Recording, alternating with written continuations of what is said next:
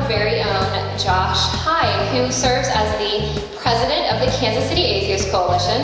He also organized Northland Free Thinkers, and he serves as our secretary for Oasis and officially all-around help. He's kind of like David too. Jumps in, has helped us so much that, also incredibly grateful for. But he has been an incredible resource to Kansas City when it comes to organizing free thought, secular, and atheist meetups, events, and opportunities. So let's give a really warm welcome to Josh Hyde.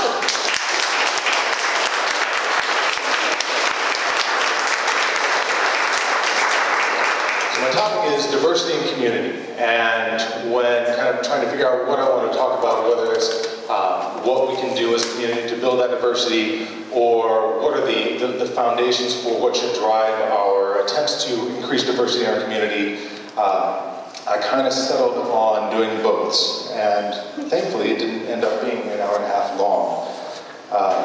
Unfortunately, my choice of color palette for the presentation was not optimal for this projector screen, so hopefully everyone can see it. So my talk is diversity and community and why it matters. So first off, a disclaimer. A lot of the concrete examples I'm going to give are based on building the diversity in the atheist community, because that's where my experiences are. And that's where I'm going to be coming from. But the principles I'm going to be discussing are not limited to the atheist community. And I hope we can, all of us take what I talk about here today and apply it to all the other communities that we interact with on a daily basis. Secondly, the disclaimer is that you should not be listening to me. And I know that's a weird way to start a talk, but I want you to at least listen long enough so that you can find out why you shouldn't be listening to me when it comes to building a diversity in community. So, first off, this is not the kind of, a lot of us when we hear about diversity, we think about diversity training in a corporate office with some wonderful representative from human resources telling us all the reasons of why it basically boils down to you can't be an asshole in the office. And that's not what when we talk about diversity in community, that's not really what we're talking about. We're talking about building a community full of a wide variety of ideas, perspectives, backgrounds, people, and just trying to enrich the community in such a way that we all have a chance to learn something about experiences and parts of the world that we have not yet ourselves experienced. Yeah, that's the kind of diversity I'm talking about. To kind of understand where we should be as a community as far as diversity goes, I'm going to kind of start with where we started in the atheist community. It was predominantly male, white, college-educated, single or dinks, which is dual income, no kids, so people who are married or committed without kids.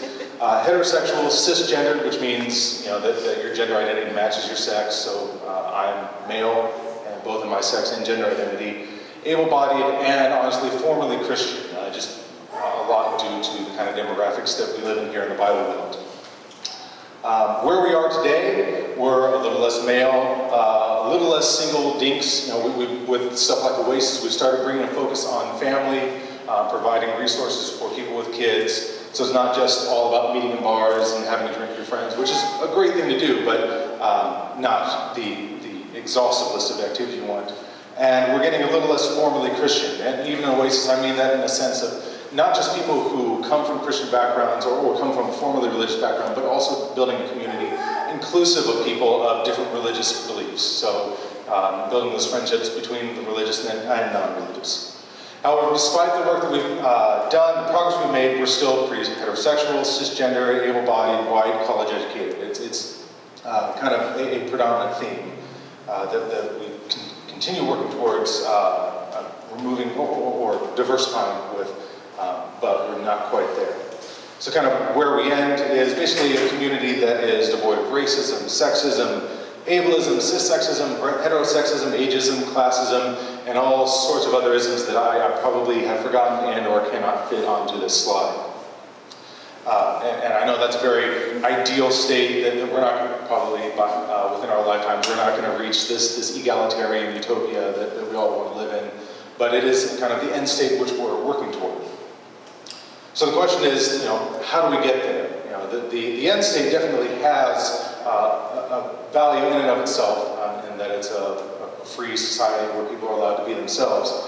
But I think we need to focus on the journey as well, and we can find a lot of value in opening up our own viewpoints, experiences with that.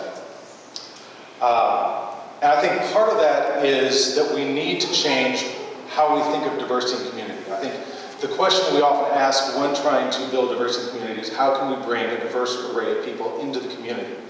And that's very much focused on the input into the community. You know, how can we bring people in? And I think we need to change how we look at that as to what can we as a community do to diversify the kind of people that we support. We need to focus on the output of our community and how we and diversifying the kind of communities, the kind of people that we give support to, whether it's through volunteer opportunities or just getting to know and educate ourselves about different communities than what we've come from. So the next follow-up question is, you know, well, what kind of communities, what kind of ways can we better increase the diverse output of our support? And that's kind of going back to this point, that I'm not the one you should be asking that question from. The reason why is because, you know, we talk about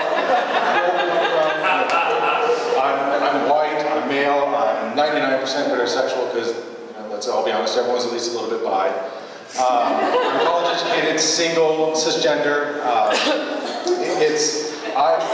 I lack a lot of the background and experience and perspective that it comes when we want to try to tackle what is a traditional problem of diversity within the atheist and, you know, by extension, a lot of Oasis community. So I think one thing, and the people who know me are maybe tired of me being this dead horse. I read this book, Black Like Me, by John Howard Griffin. It was written by him in the late 1950s.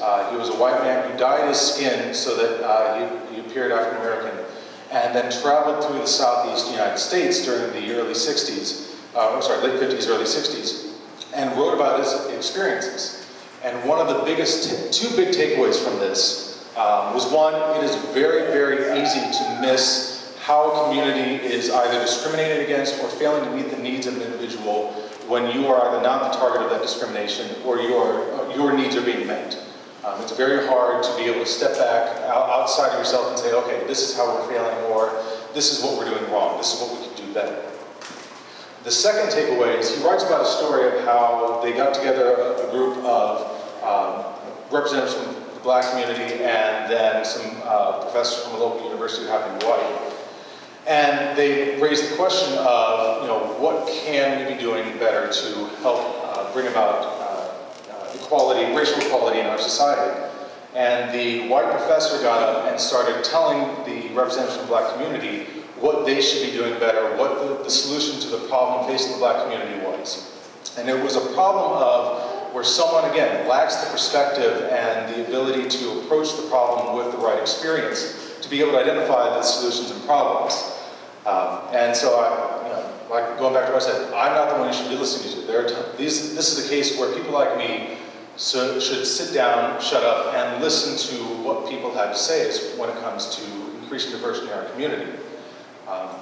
One person I'm going to recommend is Dr. Hutchinson. I've only ever seen her first name printed, and I've never heard it spoken, so I'm not going to do her the disservice of butchering her name.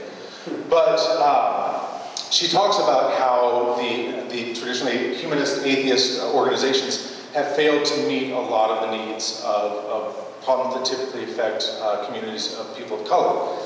She talks about how there's, you know, the support, the soup kitchens, the child care, the assistance in getting access to education typically come from churches, and that when it comes to supporting diversity and helping people who are typically not, part of the 5 years ago what we had in the atheist community, we're kind of absent. Some organizations have hopped onto, as she writes, have hopped onto the diversity bandwagon and trying to bring about that buzzword, but they're not treating it as a problem of solving what is missing in the community to support people who have not traditionally been involved in the atheist and humanist community. It's treating people as just token minorities. That, okay, well, if we do this one thing, if we bring out people of color to speak at our conferences, then we will suddenly have all the people of color that we want in our community. It's not really trying to treat people of color as people and address the ways that we are not sufficiently supporting them and the communities that they involve in. We're just treating them as a way to basically, as a bragging point. You know, okay, how can we bring in people of color and then we can champion ourselves as the Rainbow Coalition community. You know, we want the Jamilas of the world. Jamila Bey is an atheist. She's a racial equality activist, and she talks about this similar problem, that we as a community aren't necessarily meeting all the needs, that our volunteer opportunities may not extend out to areas that affect communities that she comes from. She mentions specifically affordable childcare, and we are trying to solve that with Oasis, and we're getting there. But that's just one of many problems that we as a community need to address to make an invited community that shows that we can support and address problems that affect people that aren't just already involved in the community, but people outside of our own community.